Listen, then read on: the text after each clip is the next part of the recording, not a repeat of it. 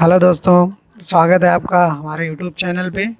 जैसा कि आप सबको पता है, यूपीएसआई की वैकेंसी अनाउंस हो चुकी है और इसीलिए जो है हम इसके लिए विशेष सीरीज आपको के लिए लाए हैं। इसमें आपको मैथ रीजनिंग और आपका जीएस तीनों आपके लिए जो है वीडियो उपलब्ध कराए जाएंगे। और इसमें ज़्यादातर फॉर्मेट रहेगा जो क्वेश्चन बेस्ड होगा, क्योंकि ज़्यादातर बच्चों का जो है बेस क्लियर है और सब्जेक्ट वाइज पढ़ा हुआ है, तो दोबारा से पढ़ाने की कोई ज़रूरत नहीं। तो शुरू करते हैं। आज हम सबसे पहले जो है आपका भूगोल, भारत का भूगोल जो सब बहुत ही बड़ी मात्रा में आपका जो है पूछा जाता है, काफ़ी क्वेश्चंस आते हैं, उसको हम लोग आज जो है शुरू करेंगे। ठीक है, देखते हैं। सबसे पहला क्वेश्चन है हमारा, सबसे पहला क्वेश्चन है, निम्नलिखित में से कौन से भारत के बारे में सही है? भारत विश्व का पांचवा सबसे बड़ा देश है। पांचवा बड़ा देश है, गलत। तो सबसे पहले तो आपका पहला ऑप्शन इसका क्या हो गया? गलत हो गया। भारत विश्व का सातवां सबसे बड़ा देश है, यानी कि सेवेंथ रैंक है। विश्व का सबसे बड़ा देश कौन सा है? रूस है। उसके बाद कनाडा है। फिर उसके बाद में आपका संयुक्त राज्य अमेरिका है। फिर उसके बाद में आपका चाइना है। फिर उसके बाद ब्राज़ील, ठीक है। ब्राज़ील के बाद में ऑस्ट्रेलिया के बाद में भारत। तो आप ध्यान रखें, तो सबसे पहले आपका रूस, फिर उसके बाद में कनाडा, फिर उसके बाद में यूएसए, फिर उसके बाद में आपका चाइना आ जाएगा। फिर उसके बाद में ब्राज़ील आ जाएगा। ब्राज़ील के बाद में ऑस्ट्रेलिया आ जाएगा।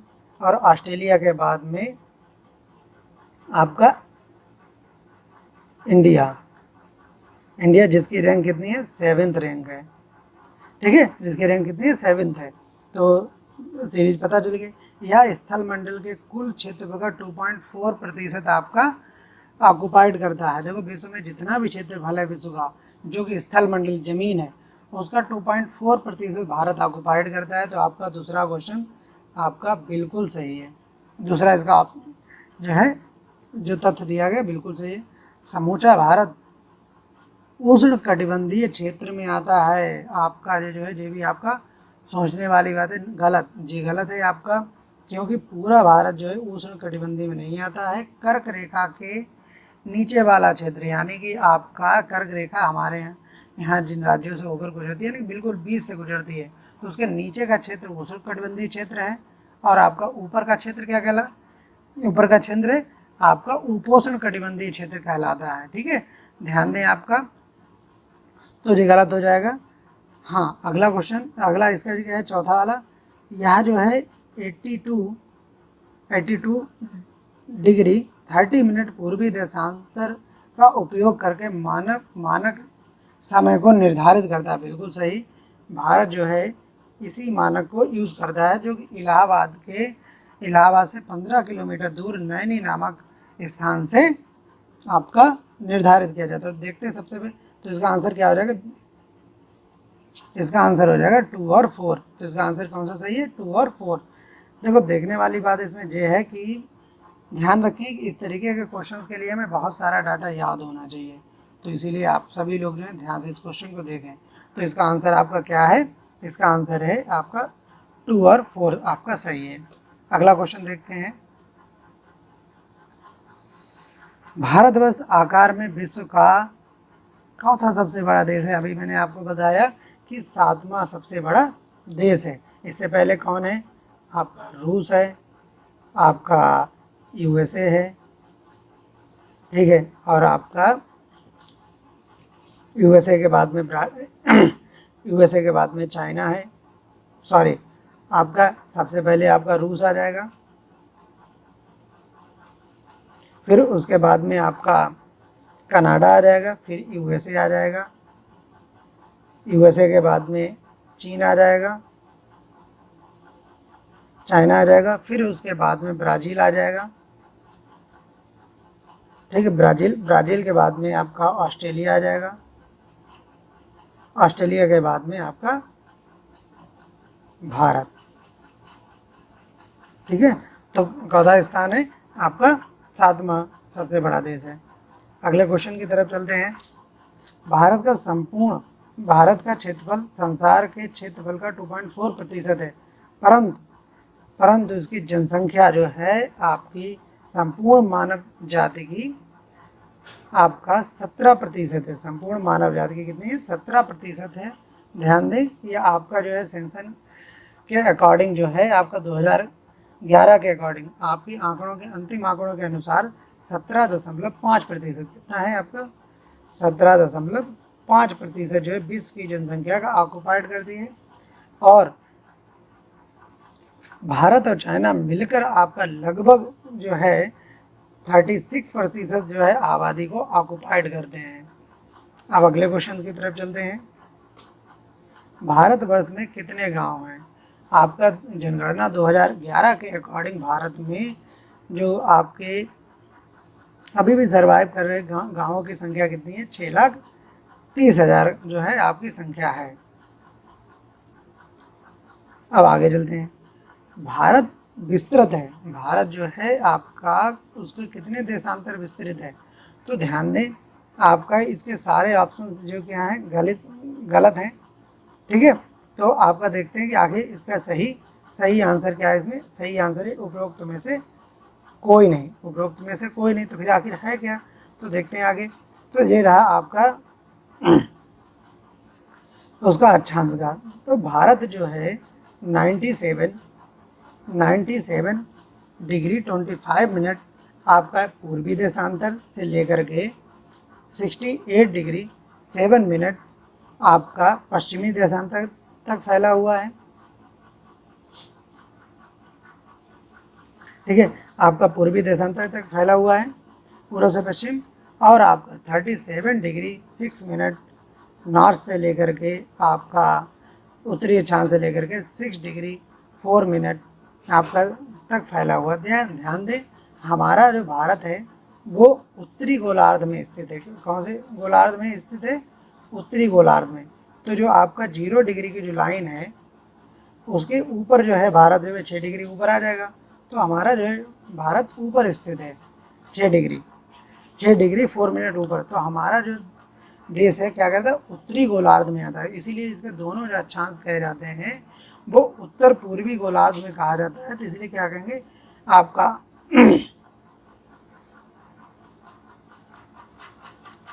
इस तरीके से हम जो आपका देखेंगे आपका क्या है कि आपका 6 डिग्री 4 मिनट। आगे चलते हैं।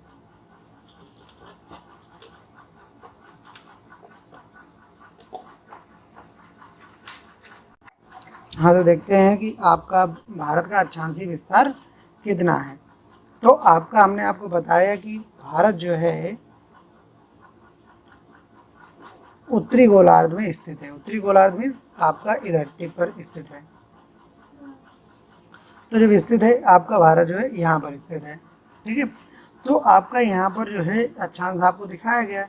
Bharat 37 degree 6 minute 37 degree 6 north गोलार्ध से लेकर के 6 आपका 8 डिग्री जी यहाँ पर ये गलत लिखा हुआ है। आपका 8 डिग्री 4 मिनट जो है आपका सही है यहाँ पे। ठीक है, अब बकाया इसका जो है डिस्क्रिप्शन में इसमें दिया गया है कि आपका 68 डिग्री 7 मिनट से लेकर के 97 डिग्री 25 जो है पूर्वी देशांतर तक स्थित है। ठीक है, तो आपका हम क्यों इसे पूर्वी देशांतर कहते हैं, पूर्व से पश्चिम? ठीक है, क्यों कहते हैं? क्योंकि हमारा भारत जो है उत्तर पूर्वी गोलार्ध में स्थित है। ठीक है, आगे चलते हैं अगले क्वेश्चन की तरफ। सिक्किम से गुजरने वाला अक्षांश भारत में किस एक से भी गुजरेगा? देखो, इसमें जो है आपको ध्यान से देखना है कि आपको भारत का मैप क्या कहता है। भारत का मैप क्या कहता है, देखते हैं भाई भारत का मैप। देखो भाई, सिक्किम क्या है? सिक्किम का अगर सिक्किम से कोई अक्षांश रेखा अगर गुजरती है, ध्यान दें, अगर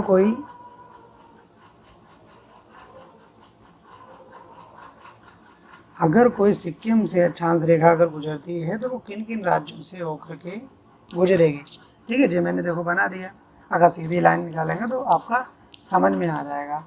देखो, सिक्किम से होकर गुजरने वाली जो अक्षांश रेखा है वो आपकी उत्तर प्रदेश से भी निकल सकती है, बिहार से भी निकल सकती है, और मध्य प्रदेश से नहीं निकलेगी वो, ठीक है, और राजस्थान से भी निकल सकती है। तो आपका इसका आंसर इसमें क्या दिया गया है? इसका आंसर आपको दिया गया है राजस्थान। तो जो किससे होकर के गुजरेगी? राजस्थान से होकर के गुजरेगी। आगे चलते हैं। जिस जिले से 70 डिग्री पूर्वी देशांतर होकर गुजरता है, ध्यान दें, अभी हमने आपको बताया था अक्षांशीय विस्तार, ठीक है। तो अक्षांशीय विस्तार में आप जो है जब आप देखेंगे तो आपको अंदाज़ा लग जाएगा कि किस जिले से होकर के जो गुजरेगी, ठीक है। ध्यान से देखें तो याद इसमें तो आप जो है याद कर लें, क्योंकि इसमें जो है इतना एग्जैक्ट देशांतर याद करना मुश्किल है। तो आपका जैसलमेर से आपका जो है होकर निकलेगी, ठीक है। आगे चलते हैं। जो मैप मैंने आपको यहाँ पर दिखा दिया था कि भारत का एक राजनीतिक मैप है जी, जिसमें से आप देख सकते हैं कौन सा देश कौन सा राज्य किस राज्य के सामने है, ठीक है। ध्यान से दें, और हर एक राज्य की राजधानी भी यहाँ पर लिखी हुई है, ठीक है। इससे क्या हमें पता चलेगा कि जब वो अगर कहेंगे कौन सा अक्षांश इन कॉमन राज्यों में होकर के गुजरता है, तब हमें जो है आपको आसानी हो जाएगी। ध्यान दें कि जब अगर कोई इलाहाबाद से, अगर कोई जैसे इलाहाबाद के नैनी से 23.5 डिग्री जो है आपका 82.5 डिग्री जो लाइन निकलती है, राष्ट्रीय मानक समय रेखा कही जाती है, तो वो कहाँ कहाँ से होकर, देखो इलाहाबाद यहाँ पर है, ठीक है। तो यहाँ से अगर कोई निकलेगी किस किस राज्य से होकर जाएगी?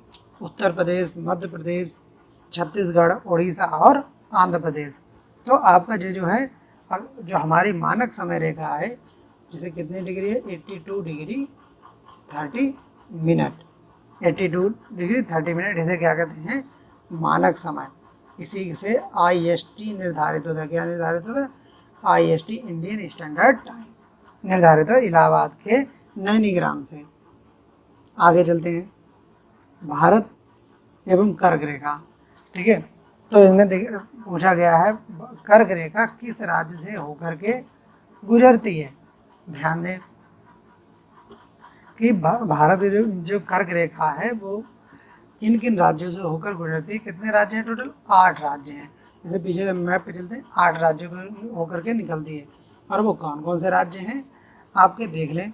सबसे पहले हम शुरू करेंगे इधर गुजरात से। तो गुजरात से निकलती है, मध्य प्रदेश आती है, फिर आपका गुजरात, राजस्थान, गुजरात, राजस्थान, मध्य प्रदेश, छत्तीसगढ़, झारखंड, पश्चिम बंगाल, त्रिपुरा और मिजोरम से होकर के लाइन गुजरती है। तो ध्यान दें यहाँ पे कौन कौन से राज्य हैं आपके? आपका गुजरात है, राजस्थान है, मध्य प्रदेश है, छत्तीसगढ़ है, झारखंड है, पश्चिम बंगाल है, और आपका त्रिपुरा है और मिजोरम है। तो यहाँ से आपकी क्या है? कर्क रेखा होकर के गुजरती है। अब इसमें से अब जो आपका अगला क्वेश्चन है, इसमें कौन सा राज्य नहीं है? ठीक है, उड़ीसा से होकर गुजरती है, ठीक है। बिहार झारखंड का हिस्सा पहले जो था झारखंड बिहार का हिस्सा था, लेकिन अब अलग है, तो झारखंड से होकर गुजरती है आपका। लेकिन जो है यहाँ पर बिहार दिया गया, तो वर्तमान हिसाब से बिहार अब ठीक नहीं है। तो उत्तर प्रदेश से होकर नहीं गुजरती है, और आंध्र प्रदेश से भी होकर नहीं गुजरती। तो इसका आंसर क्या हो जाएगा? इसका आंसर हो जाएगा बिहार झारखंड हो जाएगा, ठीक है। ध्यान दें कि उड़ीसा से होकर नहीं गुजरती, और उत्तर प्रदेश से होकर नहीं गुजरती, आंध्र प्रदेश से होकर नहीं गुजरती, लेकिन पहले आपका बिहार का ही हिस्सा झारखंड था, तभी यहाँ पर बिहार लिखा हुआ है। तो आपका आंसर क्या हो जाएगा? झारखंड, ठीक है। अगले क्वेश्चन की तरफ चलते हैं। कितने भारतीय प्रदेशों से होकर कर्क रेखा गुजरती है? तो अभी आपको बताया था 8 राज्यों से होकर के गुजरती है। आगे, भारत का एक राज्य जिससे होकर कर्क रेखा गुजरती है, भाई जी ऊपर के राज्य, लेकिन हमारे यहाँ से आपका बीचों बीच से गुजरती है कर्क रेखा। तो इसका मतलब है आपका आंसर इसमें क्या होगा? इसमें आपका आंसर होगा झारखंड, अभी बताया था। आगे, निम्नांकित नगरों में कौन सा कर्क रेखा से निकटतम दूरी पर आपका है? तो ये जो है अगरतला, जबलपुर, उज्जैन, आपका ध्यान दें, अब आपको कर्क रेखा को जो है मैप पर देखना पड़ेगा और वो जो सबसे नज़दीक कौन सा पड़ता है। इसमें सबसे नज़दीक जो है आपका गांधीनगर है, सबसे नज़दीक कितना है? गांधीनगर है, गांधीनगर है। फिर उसके बाद में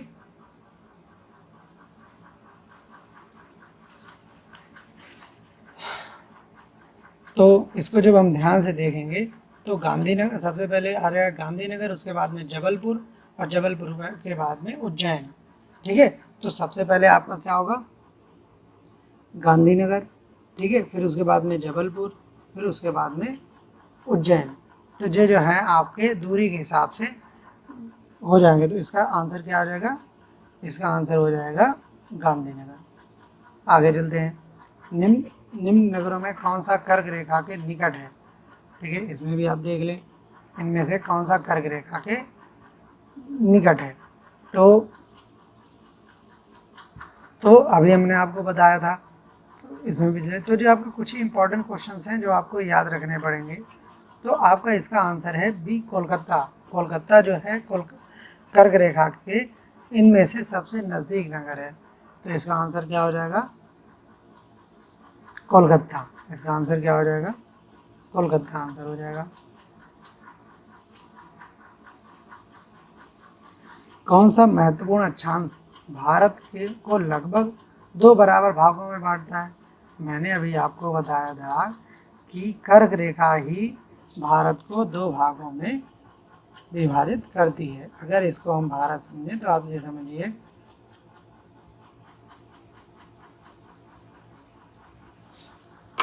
कि अगर हम देखें, बात करें,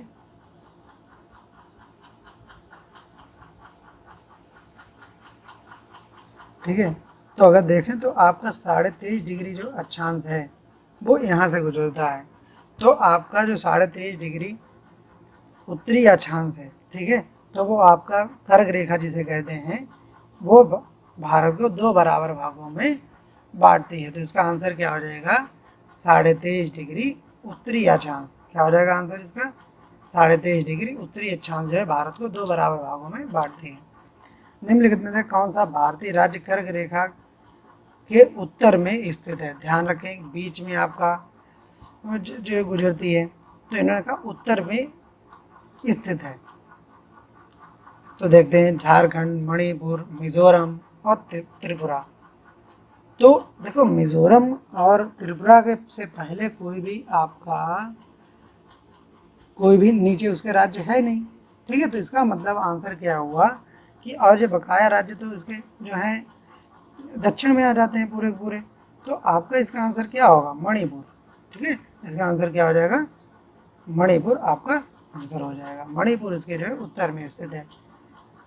भाई आधा भारत जो अगर बीच से कहेंगे आंध्र मध्य प्रदेश से होकर गुजरते तो ऊपर वाले राज्य आपका कर्क रेखा के ऊपर स्थित होंगे और बकाया राज्य कर्क रेखा के नीचे यानी कि दक्षिण में स्थित होंगे। अगले क्वेश्चन की तरफ चलते हैं। जून माह में निम्न स्थानों पर कहाँ पर दिन की अवधि अधिकतम होगी?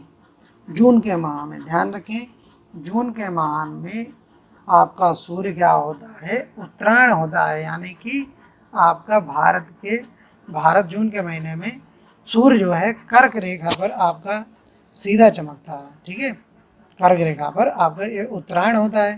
तो उत्तरायण होने की वजह से आपका किस शहर में सूर्य जो है सर्वाधिक मतलब कि सबसे अधिक समय के लिए रुकेगा? इसका क्वेश्चन का मतलब है तो जहाँ पर जो है दिन जो है सबसे बराबर होगा। ध्यान रखें, आपका जो ऐसा ऐसी जगह होनी चाहिए जो आपके ट्रॉपिक सेंटर के सबसे नज़दीक होनी चाहिए। ठीक है, सबसे नज़दीक होनी चाहिए। तो इसका आंसर क्या हो जाएगा? इसका आंसर हो जाएगा दिल्ली हो जाएगा। इसका आंसर क्या हो जाएगा? दिल्ली। तो दिल्ली में जो है आपकी दिन और रात की दिन की अवधि जो है सबसे अधिक होती है। ध्यान दें, निम्नलिखित देशांतरों में कौन सा भारत की प्रमाणिक मध्याह्न रेखा कहलाती है? तो अभी मैंने आपको बताई थी, आपका प्रमाणिक मध्याह्न रेखा कौन सी कहलाती है? 82, आपका 82 डिग्री 30 मिनट पूर्वी देशांतर। ध्यान से सुन ले, 82 डिग्री 30 मिनट पूर्वी देशांतर भारत की प्रमाणिक रेखा कहलाती है, प्रमाणिक रेखा कहलाती है। तो ध्यान दें, तो ध्यान दें इसका, तो 82 डिग्री 30 मिनट कौन सा ऑप्शन है? डी वाला। तो आंसर क्या हो जाएगा? डी। ठीक है, अब चलते हैं अगले क्वेश्चन की तरफ। निम्नलिखित में से कौन सा शहर भारतीय मानक समय देशांतर के निकटतम है? रीवा, सागर, उज्जैन, होशंगाबाद। देखो जितने भी जो क्वेश्चन हम जो करा रहे हैं, जो सबके सब जो है बहुत ही ज़्यादा इंपॉर्टेंट क्वेश्चन है। ठीक है, एग्जाम में आए हुए क्वेश्चन है और बार बार रिपीट हुए क्वेश्चन है जी। तो इसीलिए जो है ध्यान से सुने। आपका कौन सा शहर भारतीय मानक समय देशांतर के सबसे नज़दीक है? तो इसका आंसर है रीवा। इसका आंसर क्या हो जाएगा? रीवा। ठीक है, रीवा जो है सबसे नज़दीक है।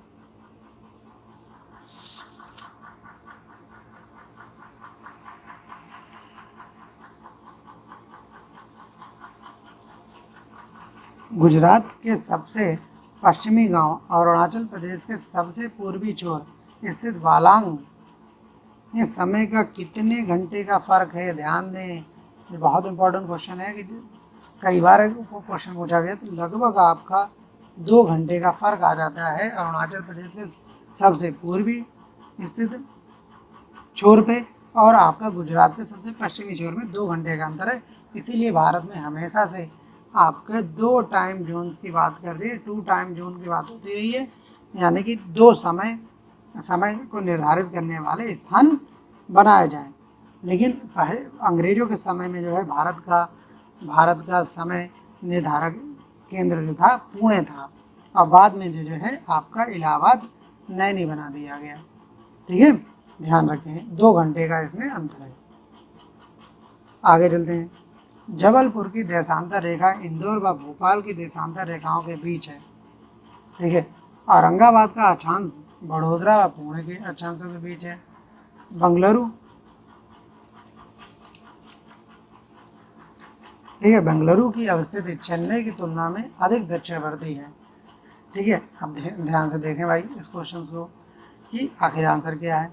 देखो, औरंगाबाद महाराष्ट्र में पड़ता है और बड़ोदरा आपका गुजरात में पड़ता है और पुणे जो है आपका महाराष्ट्र में पड़ता है। तो ध्यान से समझें, यहाँ पर इन्होंने कह दिया औरंगाबाद का अक्षांश बड़ोदरा यानी कि गुजरात वाला एक साइड में पश्चिम में हो जाएगा और पुणे जो है आपका महाराष्ट्र में हो जाएगा और उसके बीच में जो है औरंगाबाद का अक्षांश पड़ेगा। तो आपका दूसरा वाला बिल्कुल सही है। जबलपुर का देशांतर इंदौर और भोपाल के देशांतर के बीच है, गलत। ठीक है, ध्यान, ये जो हैं आपके जितने भी ये आपका जबलपुर, इंदौर और भोपाल जी आपके एक क्रम से लगे हुए हैं। ठीक है, जबलपुर जो है एक आपका जबलपुर साइड में, यानी कि सबसे पहले इधर अगर हम पूरब से अगर बात करें तो सबसे पहले भोपाल पड़ेगा, फिर इंदौर पड़ेगा, फिर आपका जबलपुर पड़ेगा। ठीक है, तो ध्यान से आपका बेंगलुरु की अवस्थित चेन्नई की तुलना में अधिक दक्षिणवर्ती है, बिल्कुल सही है। बेंगलुरु जो है आपका ज़्यादा दक्षिणवर्ती है और आपका चेन्नई जो है, चेन्नई आपका बिल्कुल आंध्र प्रदेश के बॉर्डर से थोड़ा ही नीचे जो है आपका चेन्नई जो है, आप जब मैप देखेंगे तो आपको समझ में आ जाएगा। ठीक है, तो जबकि बेंगलुरु की अगर स्थिति देखें तो ज़्यादा दक्षिण में पहुंच जाता है। ठीक है, तो आपने देखा होगा जब मैप, तो आपका चेन्नई यहाँ पर स्थित है और बेंगलुरु आपका यहाँ पर स्थित है। तो आपका कौन सा दक्षिणवर्ती हुआ? आपका ज़्यादा बेंगलुरु जो है दक्षिणवर्ती हुआ। तो आपका इसका आंसर हो जाएगा सी वाला आंसर हो जाएगा। 2 और 3 सही है। तो यदि भारत के मानक समय के अनुसार 10 बजे हैं, यानी कि 10 बजे जो है पूर्वाह्न के 10 बजे हैं और 92 डिग्री पूर्वी देशांतर पर शिलांग में स्थानीय समय क्या होगा? ठीक है, बहुत ही इंपॉर्टेंट क्वेश्चन है आपका ये। तो ध्यान से देखें, सबसे पहले इसका आंसर जान लें। बी आपका 10:38 होगा, 10:38 होगा। और ये निकालेंगे हम कैसे? 92 में से आप क्या करें, सबसे पहले 92 में से आपकी भारत की जो मानक समय रेखा है 82.5 डिग्री, उसको आप क्या करें, माइनस कर दें। यानी कि आप क्या करें, 92 में से माइनस कर दें 82 1/2। ठीक है, इतना जब आप करेंगे तो आपका आंसर आएगा 9 1/2। इसकी मल्टीप्लाई बाई आप कर देंगे 4। जब आप इसके मल्टीप्लाई बाई 4 करेंगे तो आपका आंसर आएगा,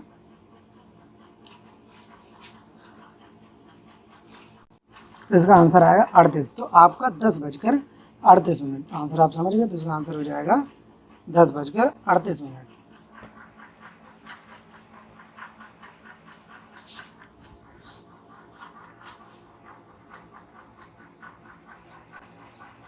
अगला क्वेश्चन देखते हैं। भारतीय मानक समय की देशांतर रेखा 82.5 डिग्री किस नगर से होकर गुजरती है? अभी हमने बताया था भारत का निर्धारित समय कहाँ से होता है, इलाहाबाद से सेट किया जाता है। तो आपका इलाहाबाद के नैनी नामक ग्राम से इलाहाबाद से होकर गुजरेगी। ठीक है, आगे भारतीय मानक समय IST और ग्रीनविच माध्य समय आपका में अंतर कितना है? 5.5 घंटे हमारा समय आगे है। क्या है? 5.5 घंटे हमारा समय क्या है, आगे है। क्योंकि भाई सूर्य सबसे पहले जो अपनी परिक्रमा करके सबसे पहले अगर कहीं चमकता है तो आपका कहाँ चमकता है, आपका भारत में चमकेगा। जबकि अगर विश्व की बात करें तो सबसे पहले आपका किसी शहर पर रोशनी पड़ती है जहाँ पर आबादी है, तो वो जापान है। जापान को उगते हुए सूर्य का देश कहा जाता है, जिसको चाइनीज भाषा में, ठीक है, जापान को चाइनीज भाषा में क्या कहा जाता है, जिप्पन कहा जाता है। जिप्पन का मतलब होता है उगते हुए सूर्य का देश। ठीक है, इसी तरीके से हमारे यहाँ अरुणाचल प्रदेश, ठीक है, अरुण मतलब होता है आपका सूर्य, अरुणाचल यानी कि जब आपका सूर्य के सामने यानी सूर्य का साया सबसे पहले कहाँ पड़ता है, अरुणाचल प्रदेश में। तो आपका ध्यान रखें, तो हम जो है GMT से 5.5 घंटे आगे हैं। हमारा समय कितना आगे है, 5.5 घंटे समय हमारा आगे है। तो आप हमारा आंसर हो गया 5 से 1/2 घंटे प्लस में। ठीक है, अगले क्वेश्चन की तरफ चलते हैं। यदि अरुणाचल प्रदेश के तिरप में सूर्योदय के 5 बजे हैं, तो गुजरात के कांडला में भाई 2 घंटे का समय जो है प्लस हो जाएगा। भाई आपको बताया था 2 घंटे समय जो है प्लस हो जाएगा। तो 2 घंटे अगर समय प्लस करेंगे तो 5 2 7 हो जाएगा, 5 2 7 हो जाएगा। तो क्या हो जाएंगे आपके प्रातः के 7 बज जाएंगे। ठीक है, अगले क्वेश्चन से देखेंगे। तो आप जो लोग जो है फीडबैक जरूर दें कि जो है आज का वीडियो हमारा कैसा रहा, और जो है इसमें क्या क्या और इम्प्रूवमेंट करने हैं, उसके लिए भी आप लोग कमेंट सेक्शन में आपका कमेंट करके आप अपना सजेशन दे सकते हैं। ठीक है, मिलते हैं अगले वीडियो के लिए।